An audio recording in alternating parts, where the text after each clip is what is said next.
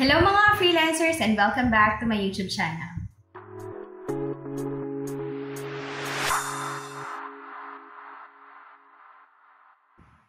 Medyo matagal-tagal na rin po nung huling upload ko and I know isa to sa mga topic na pinaka-inaabangan nyo. Naituro ko na sa inyo kung paano nga ba gamitin yung ating mga book of accounts. And for today's discussion, ituturo ko naman kung paano tayo mag-generate ng financial statements. And yung mga financial report din naman na gagawin natin, ibabase din natin yan sa ating mga book of accounts. Kaya kung hindi mo pa napapanood yung mga videos for that tutorial, be sure to check the I button para ma-access mo yung entire playlist.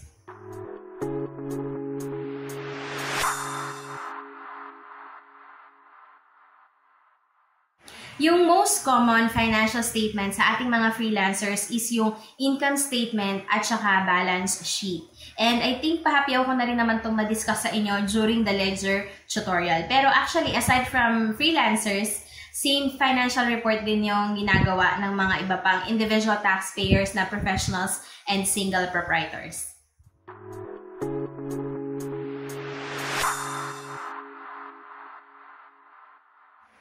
Ang required lang pong magpasa ng financial statements ay yung mga naka-graduated income tax rate with itemized deduction. Okay? Kung ikaw ay naka-graduated rates pero ang mode of deduction mo naman is optional standard deduction o kaya naman ikaw ay naka 8% income flat rate, hindi ka na po required magpasa ng financial statements. Pero parang mas maganda pa rin naman talaga kung meron ka kahit personal copy lang as your reference ng financial growth ng company mo or ng small business mo. Lalo na dun sa mga small business owners. Kasi dun mo makikita kung talaga bang kumikita or hindi yung negosyong pinasok mo and worth it pa ba siyang ipagpatuloy. So without further ado, simulan na natin yung ating tutorial. Unahin muna natin yung income statement. And actually, these notes or these entries were taken from the book of accounts. Pero for better reference, let's use yung closing entries na ginawa natin sa journal.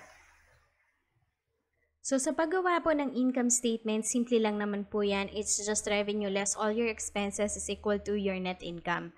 And then, yung ginagamit ko pong tool sa paggawa ng financial report is Excel or spreadsheet kasi meron siyang calculator function na kung saan nag-auto-complete na siya based doon sa equation na ilalagay mo. So, let's start.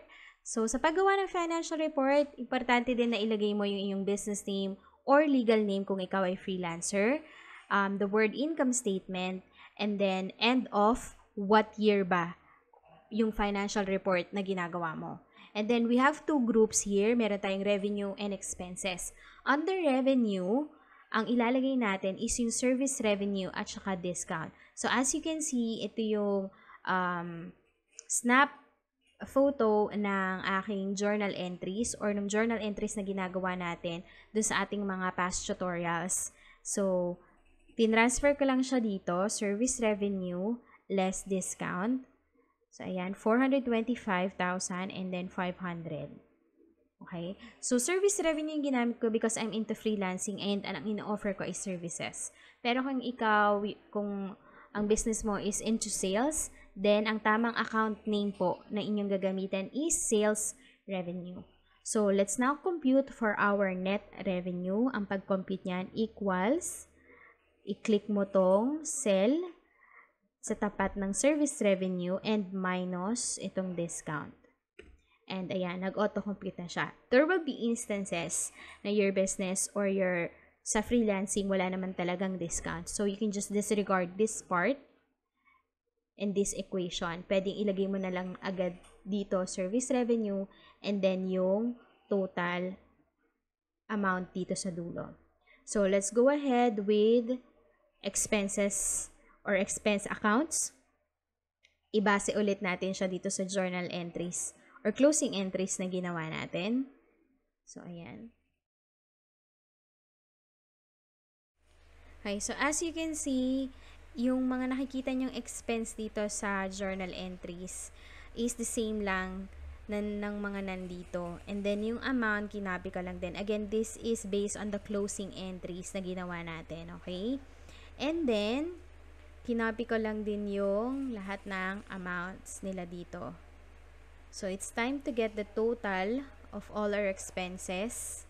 So just type in equals, and then this time around we're going to use a different equation. We're going to use the word sum, and then close parentheses, and then highlight mo mula dito sa business and tax expense papunta dito sa depreciation expense, and then close parentheses and hit enter on your keyboard. So that automatically computes your total expenses. So let's go ahead and cross-reference these to our journal entries. As you can see, same naman yung amount.